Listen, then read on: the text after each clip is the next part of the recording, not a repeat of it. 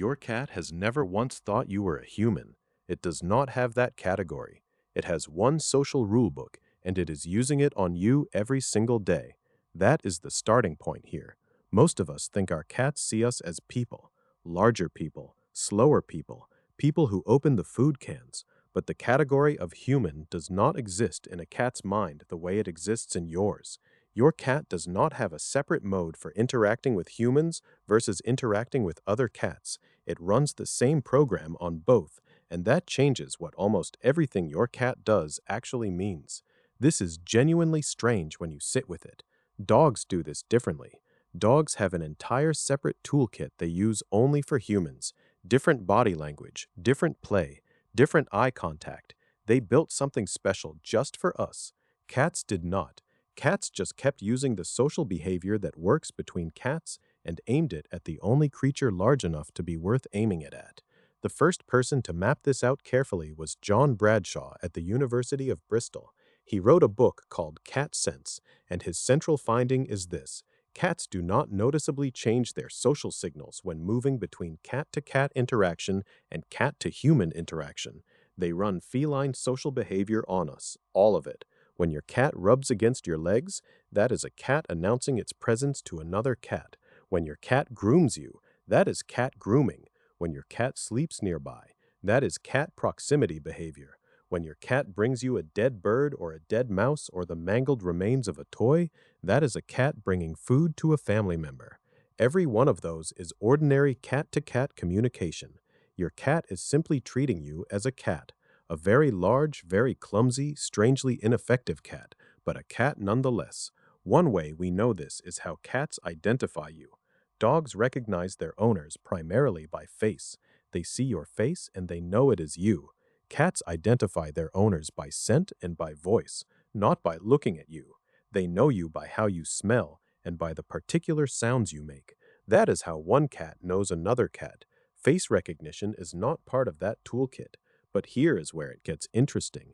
There is one thing your cat does that it almost certainly does not do to other cats. Your cat meows at you. A lot, probably. Constantly, if you have trained it that way.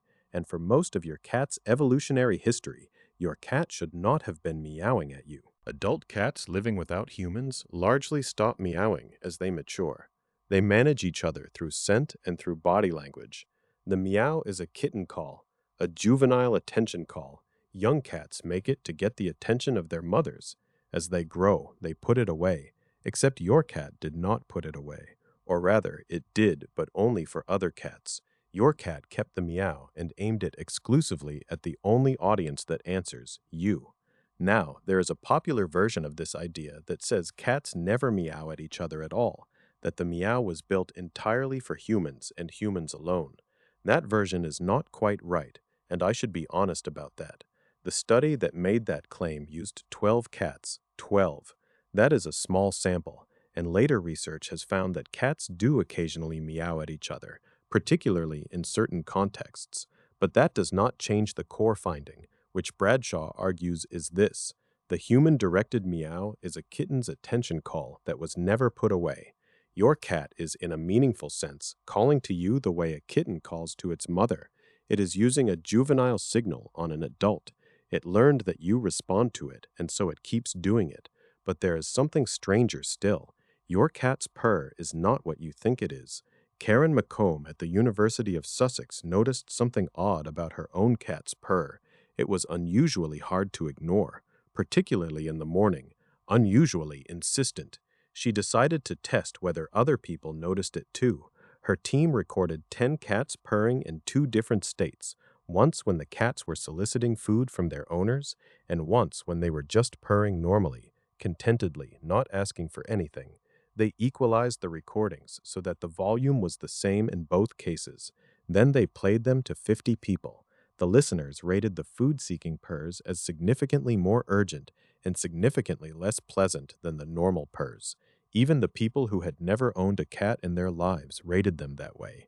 Something in those purrs was triggering a response that transcended experience or familiarity. Your cat is not lying to you. The purr is still a purr. The contentment is real. But your cat has embedded a distress frequency inside the comfort sound, and that frequency works on you whether you have a cat or not, whether you want it to work or not.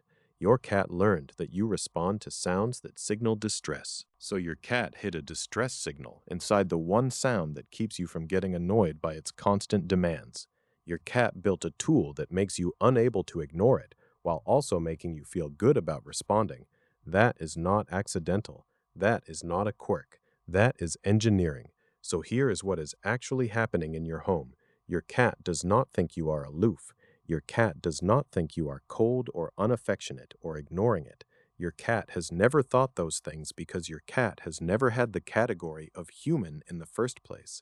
Your cat thinks you are a large, strangely clumsy member of its own species, a cat that never learned to hunt properly, a cat that refuses to use its claws, a cat that responds to certain sounds and certain rubbing patterns, a cat that controls the food supply.